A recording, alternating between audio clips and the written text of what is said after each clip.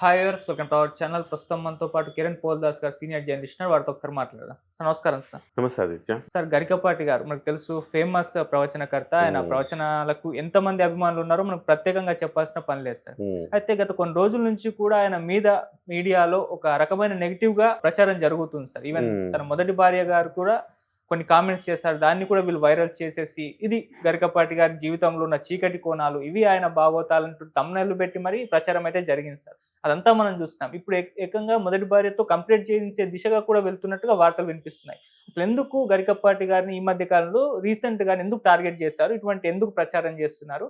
దీనిపైన మీ విశ్లేషణ ఏంటి సార్? ఆదిత్య, ఇది అంటే గరికపాటి గారికి చాలా గొప్ప గౌరవం ఉంది సమాజంలో. అవును సార్. సమాజంలో ఎక్కువ మందికి రీచ్ అయినారు ఆయన. ఆయన ప్రవచనాల ద్వారా. పైగా ఆయన ప్రవచనాలు చాదస్తపు ప్రవచనాలుగా ఉండవు. చాలా లిబరల్‌గా ఉంటాయి ఆయన. ఆయన ఇవాళ వ్యక్తిత్వ వికాస పాఠాలు కూడా చెప్తారు. ఎలా ఉండాలి, ఎలా ఉండదు. కొన్ని చాదస్తాలను కూడా ఖండిస్తాడు ఆయన. ఇలా ఎందుకు చేయాలి? ఇట్లా చేయడం, ఇట్లా ఇదేదో ఏదో ఉందని, ఎక్కడి నుంచో వస్తుందని మీరు మూర్ఖత్వంతో వ్యవహరిస్తున్నారు. అలా ఉండక్కర్లేదు. ఆడవాళ్ళ పట్ల చాలా గౌరవ భావంతో మాట్లాడతారు ఆయన. భార్య భర్త ఎలా ఉండాలో మాట్లాడతారు. తండ్రి కూతుర్ల అనుబంధాలు ఎలా ఉండాలో మాట్లాడతారు. స్నేహితుడు ఎలా ఉండాలో మాట్లాడతారు. కేవలం ప్రవచనకర్త అంటే రామాయణ మహాభారతాలు ఎలా ఉండాలో చెప్పే వ్యక్తే కాదు, జీవితంలో ఒక మనిషిగా నువ్వు ఎలా ఉండాలో చెప్పే వ్యక్తి కూడా.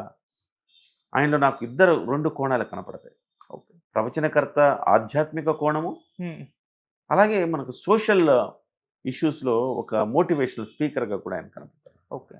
గొప్ప ప్రవచనకర్త అండి. అలాంటి వ్యక్తి మీద ఉన్నట్టుండి ఇవాళ ఇన్ని ఆరోపణలు వస్తున్నాయంటే బహుశా దానికి రీజను పెద్ద వెనక ఏదో కుట్ర నడుస్తుందేమో అనిపిస్తుంది. ఎందుకంటే ఉన్నట్టుండి ఎప్పుడో అసలుకి ఎవరికి ప్రపంచానికి తెలియదు ఆయనకు ఒక పెళ్ళి అయిందని, ఆయన విడాకులు అయిపోయి మళ్ళీ వేరే పెళ్లి చేసుకున్నాడని.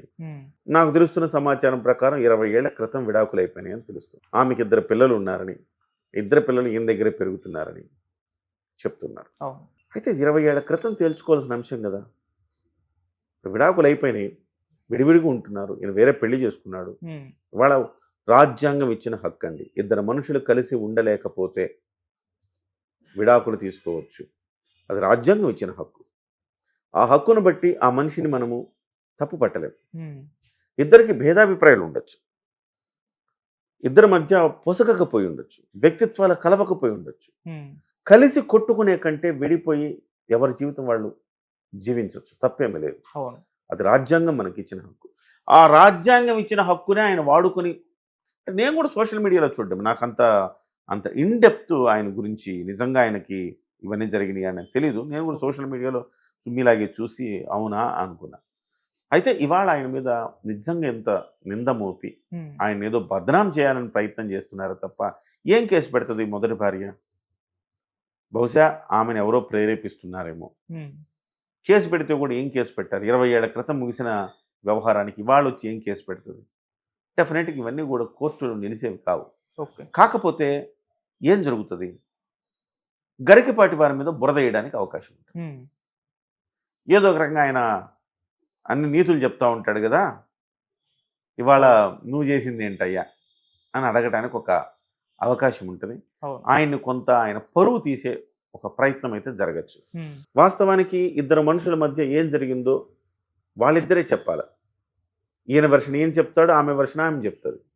సో ఎవరిది కరెక్ట్ అని మనం ఎట్లా డిసైడ్ చేయగలుగుతాం? డిసైడ్ చేయలేం. మనకు కనిపిస్తున్న దాన్నే మనం నమ్మాలి.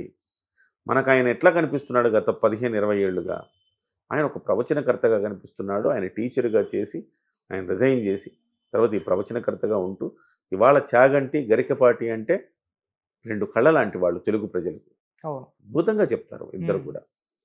సో చాగంటి గారి మీద కించిత్ ఆరోపణలు చేసే పరిస్థితే లేదు.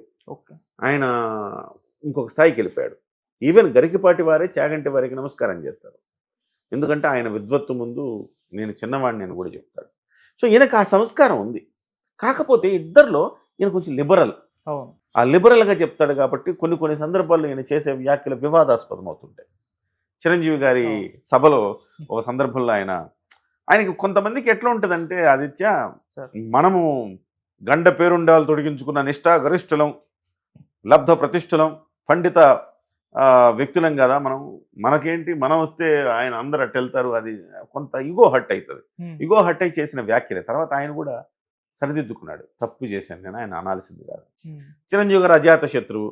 ఆయన ఎవరేమన్నా మళ్ళీ మా ఇంటికి వచ్చి, మా ఇంటికి రండి ఒకసారి, మీకు మా ఆతిథ్యం తీసుకుని ఆశీర్వదించండి అని వినమ్రంగా అడిగాడు చిరంజీవి గారు. చిరంజీవి గారు అలా వ్యక్తిత్వం పెరిగిపోయింది. ఆ రోజు ఈయన నేను వ్యక్తిత్వ పాఠాలు చెప్తా ఉంటానే, నేను ఎందుకు ఇక్కడ ఇంత గబుక్కను ఒక క్షణం ఆవేశానికి లోనయ్యాను అని ఆయన కూడా చింతించాడు. మానవ మాత్రలేం కదండి మనంతా. ఆయన ఎంత ప్రవచనకర్త అయినా ఏదైనా ఒక క్షణంలో మనం అలా వచ్చేసి ఉండొచ్చు. కాబట్టి ఆయన వ్యక్తిత్వాన్ని హరించేందుకు, హననం చేసేందుకు ఒక కుట్ర ఏదో జరుగుతోంది. ఇవాళ కాకపోతే రేపైనా ఆ కుట్ర బయటకు వస్తుంది. బట్ ఇదంతా తాత్కాలికమే తప్ప అలాంటి ఒక విద్వత్తున్న మహానుభావుడికి ఇవన్నీ పెద్ద ఏమి చేయలేవని మనం చెప్పుకోవచ్చు. అంటే పొలిటికల్ యాంగిల్ ఏమన్నా ఉందా సార్? అది కూడా బయటకు వచ్చింది ఒక వర్షన్. అంటే చాగంటి గారిని అక్కడ ఏపీలో నియమించారు. ఇక్కడ గరికపాటి గారిని నియమించే యోచనలో ఇక్కడ రేవంత్ రెడ్డి గారు ఉన్నారని చెప్పి వార్తలు వినిపించాయి. సో బీఆర్ఎస్ ఏపీ వ్యక్తిని నియమిస్తున్నారు, ఆయన మీద బురద జల్లే ప్రయత్నం చేద్దామని కుట్రలో భాగంగా చేస్తున్నారు. అది ఎలాగో చేయొచ్చు కదా వాళ్ళు. ఏపీ వ్యక్తి తెలంగాణలో నీకు ప్రవచనకారులు ఎవరు దొరకలేదా అని అడగచ్చు వాళ్ళు. తప్పేం లేదు. కానీ దానికోసం ఇలాంటి చిల్లర రాజకీయాలకు వాళ్ళు పాల్పడతారంటే నేనైతే నమ్మలేకపోతున్నా. ఇది చిల్లర రాజకీయం కదండి ఇది. మీరు నిజంగా అడగండి. గరికపాటి తప్ప ఎవరు లేరా తెలంగాణలో? బోల్డ్ మంది ఉన్నారు, వాళ్ళు నియమించుకోవచ్చు కదా అని అడగండి. రేవంత్ రెడ్డి కూడా అలాంటి నిర్ణయం తీసుకుంటాడు నేను అనుకోను. ఎందుకంటే తెలంగాణలో కూడా చాలామంది ఉన్నారు, వాగ్గేయకారులు, ప్రవచనకర్తలు చాలామంది ఉన్నారు. సో ఆ గొప్పవాళ్ళు ఉన్నారు, వాళ్ళని నియమించుకునే అవకాశం బ్రహ్మాండంగా ఉంది. అయితే ఇప్పుడు ఆంధ్ర తెలంగాణ అనే ఫీలింగ్ వచ్చిన తర్వాత ఆంధ్ర వ్యక్తిని తీసుకొచ్చి ప్రభుత్వం నియమించుకోవటం అనేది సాధ్యమయ్యే పని కాదు. బహుశా నేను అనుకోవడం అదాని చిల్లర ఆరోపణలే తప్ప బీఆర్ఎస్ అట్లా చేస్తుందని ఒక రాజకీయ పార్టీ నిజంగా ఆ స్థాయికి దిగజారిందంటే బీఆర్ఎస్కి సిగ్గు చేయటే తప్ప అంతకుమించి ఏం లేదు. సో ఇది ఎవరో పర్సనల్ అటాకే అనిపిస్తుంది ఆదిత్య. ఆయన మీద ఒక పర్సనల్ అటాక్ చేయాలి. ఆయన బాగా సంపాదిస్తున్నాడు, 100 కోట్లు సంపాదించాడు. సో ఆ 100 కోట్లలో మనకేం లేదని వాళ్ళ మొదటి భార్య ఫీల్ అయిందో ఏమో.